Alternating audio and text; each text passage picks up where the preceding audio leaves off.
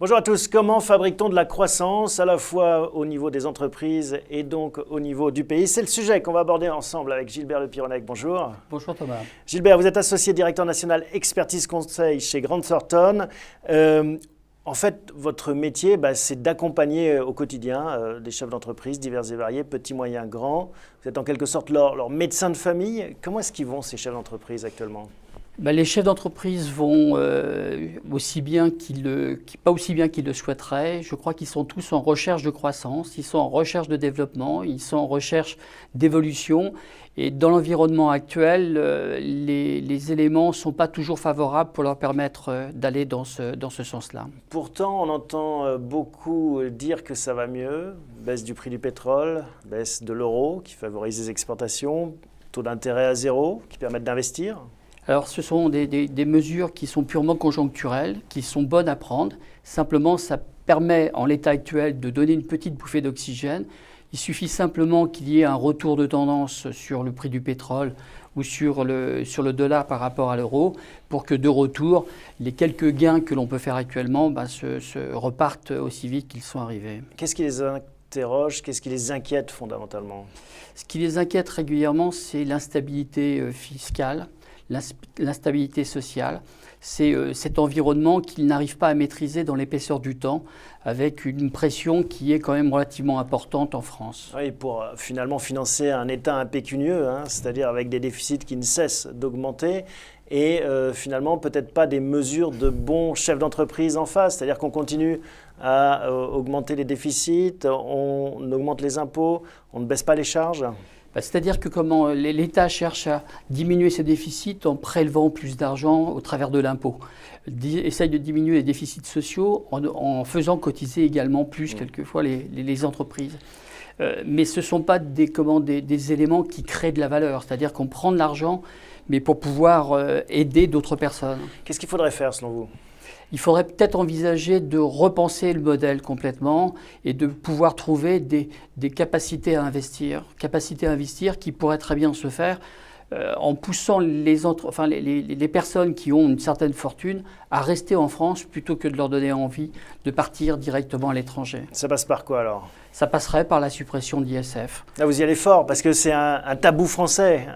C'est un tabou français, c'est un dogme qui répond à des volontés politiques, mais dont les retours économiques ne se font pas sentir en quelque sorte. Et vous pensez que les Français sont mûrs pour ça ? Les Français peuvent l'être parce qu'ils comprennent qu'actuellement on a une véritable crise de l'emploi et qu'en fin de compte l'élément important est peut-être pas de faire payer obligatoirement les riches pour donner à des personnes qui ont des besoins, mais peut-être faciliter les riches pour qu'ils créent de la valeur et qu'ils créent des emplois. En France, qui restent dans le pays plutôt que de s'expatrier. Exactement. Les Français sont peut-être prêts à le comprendre. Est-ce que les politiques sont prêts à le comprendre? Les politiques qui se disent « oulala, à tenir ce discours, c'est me tirer une balle dans le pied ». Je pense qu'ils le comprennent. Je pense qu'ils en sont aussi conscients. Je pense simplement qu'ils n'ont peut-être pas le courage de pouvoir aller devant l'opinion publique et dire écoutez, on supprime l'ISF. Il est très très facile de dire on donne des cadeaux aux riches. Là, dans le cadre présent, ce n'est pas de donner des cadeaux aux riches, c'est simplement de pousser ou de retenir les riches en France pour qu'ils puissent investir en France. Donc, votre programme pour l'élection de 2017, on supprime l'ISF, quoi d'autre ? On pourrait aussi très bien imaginer de supprimer l'impôt sur les plus-values qui serait dégagé lors de la cession des entreprises qui seraient créées actuellement. D'accord.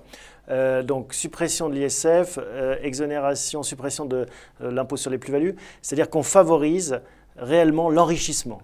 Ceux qui prennent des risques, les entrepreneurs et à travers eux, les entreprises, doivent s'enrichir. C'est ça la clé de la croissance. Alors, en fin de compte, on enrichit les riches peut-être, mais ce n'est pas ça l'élément essentiel. C'est qu'on pousse les riches à faire de la création de valeur, d'avoir un esprit d'entrepreneur, de créer des emplois, de créer de la richesse dans un pays.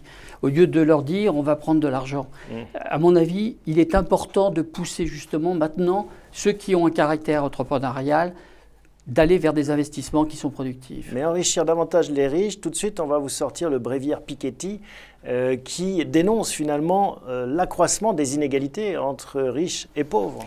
Oui, mais si on a des très riches qui partent et qu'on a toujours des très pauvres qui restent, on ne va pas régler le problème. L'élément là qui peut être intéressant, c'est de pousser les riches à rester pour que les pauvres le soient moins et qu'ils aient la capacité ou la possibilité de travailler et d'avoir des revenus de ce fait-là. On se souvient de la déclaration de François Hollande pendant la campagne présidentielle « Je n'aime pas les riches ». Est-ce que vous avez le sentiment qu'il rétropédale, qu'il a changé, ce président, avec un nouveau gouvernement, avec un Emmanuel Macron qui essaie de faire bouger les lignes? Je pense qu'un Emmanuel Macron est en train d'essayer de faire bouger les lignes. Au travers de sa loi, il y a un certain nombre de mesures qu'il a proposées. Le seul souci qu'il peut avoir, c'est que justement, il retombe sur les dogmes habituels et que bien souvent, il ne va pas jusqu'au bout de ses idées. Je peux illustrer cet exemple. S'il vous plaît. Un des exemples sur lequel il y a eu beaucoup de discussions, c'est le travail du dimanche. Alors c'est vrai que ne pas travailler le dimanche, c'est un élément important compte tenu de notre culture. Mais ça permettait ou ça permet à beaucoup de nos jeunes étudiants de pouvoir travailler en même temps qu'ils font leurs études. De ne pas leur donner cette possibilité, c'est aussi empêcher beaucoup d'étudiants d'avoir des revenus pour financer justement la création de valeur de demain aussi. En fait, quand on brandit le combat de la préservation des avantages acquis, on pense souvent à ceux qui ont des avantages acquis, ceux qui sont en dehors du système, finalement, on ne pense pas à eux et on ne les représente pas. C'est aussi un enjeu pour ce pays. Tout à fait. Et le problème, c'est que ceux qui n'ont pas d'avantages acquis ou qui ont perdu les avantages que les autres essayent de préserver sont en train d'augmenter de plus en plus. C'est ce qui crée probablement cette rupture sociale. Et la marche est de plus en plus haute pour revenir dans ce système des avantages acquis. Tout à fait. Alors c'est pour ça qu'il serait bien maintenant de pouvoir revoir peut-être certains avantages acquis, mais aussi donner la possibilité à ceux qui n'ont pas de travail de pouvoir retrouver le travail. Mais pour cela, il faut qu'il y ait des entreprises qui se créent. Pour ça, il faut qu'il y ait des entreprises qui se développent. Qu'il y ait des entreprises qui s'enrichissent et au travers eux, des entrepreneurs aussi qui réussissent. Merci Gilbert. À bientôt. Merci beaucoup Thomas.